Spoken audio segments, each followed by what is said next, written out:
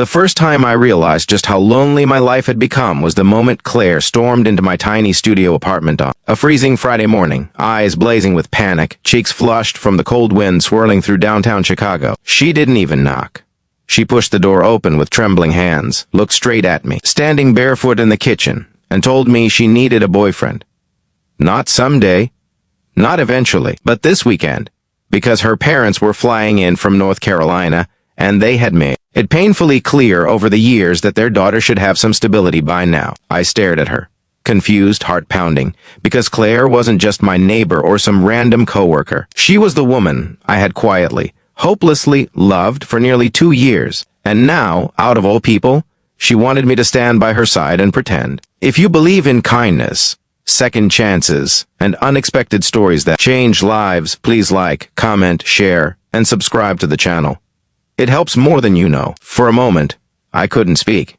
I had just woken up, hair messy, heart half asleep, but her voice shook with desperation, something rare for someone as confident as Claire. She explained that her parents still saw her as the girl who always messed things up: jobs, relationships, decisions, everything. She didn't want to disappoint them again. She didn't want them to secretly think she was still broken from the fiancé who had walked out 2 years earlier. And I, Everett Walker, the guy living in a cheap apartment with a couch I found on Facebook Marketplace, suddenly became her best option. But I had one condition: I wasn't sleeping on the sofa if I was doing this. She burst out laughing for the first time all morning.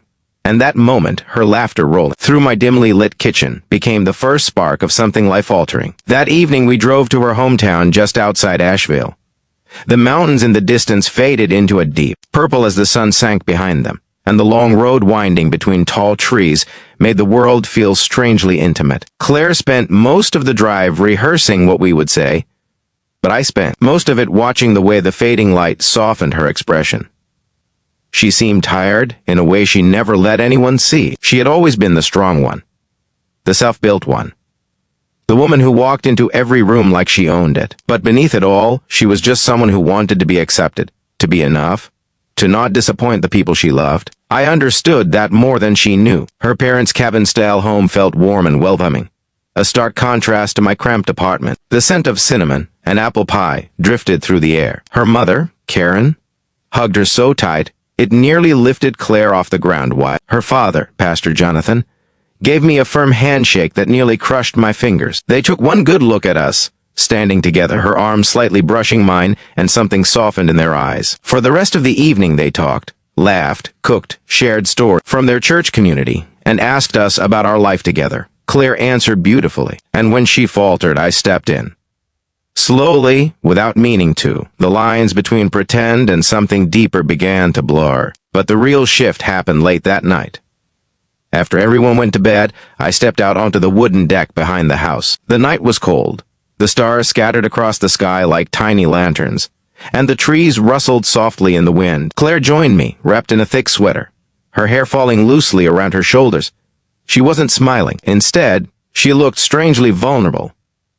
She told me she had been terrified to bring home anyone after her heartbreak. She had spent months convincing herself she wasn't ready, that she wasn't lovable enough. And yet, with me, she felt something she hadn't felt in years: peace, stability, safety. I didn't speak right away.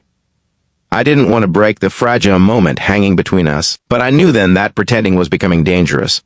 Because everything about this weekend, her parents' warmth, the small town quiet, the way her hand brushed mine during dinner felt too real.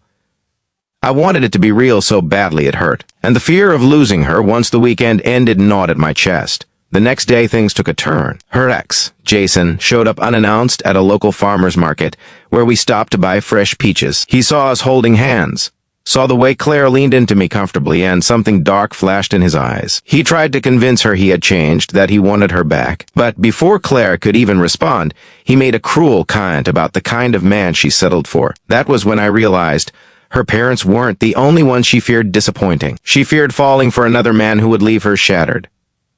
But this time, she didn't break. She stepped closer to me, squeezed my hand tighter, and said with absolute clarity that she didn't want a man who came back only when he felt lonely. She wanted a man who stayed, who didn't run, who didn't play with her heart. Jason walked away fuming, But in that moment, something inside Claire healed, even if just slightly. That night, her parents invited me to sit with them on the porch after dinner. They asked me about my life, my work, my family, my faith. They listened without judgment. Even when I admitted I wasn't perfect, that I sometimes felt like I was stuck in life. But they told me something I hadn't heard in years, that a man wasn't measured by his paycheck or apartment size, but by the steadiness of his heart. Those words sank deeper than they probably meant them to. When the weekend ended, and we drove back to Chicago, the car felt quieter, not tense, just full of unspoken truths. When we reached her building, Claire didn't get out immediately. She stayed seated, fingers tracing the edge of her jacket, breathing slowly.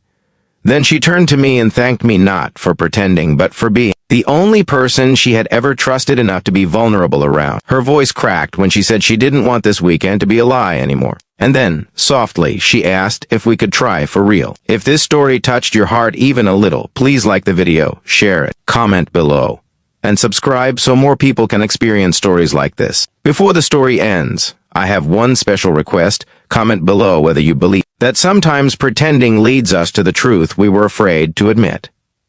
Claire and I didn't fall in love in an instant, but we began something honest that night. Something built not on expectation or fear, but on trust and timing. And sometimes that's all two people really need to start rewriting their lives.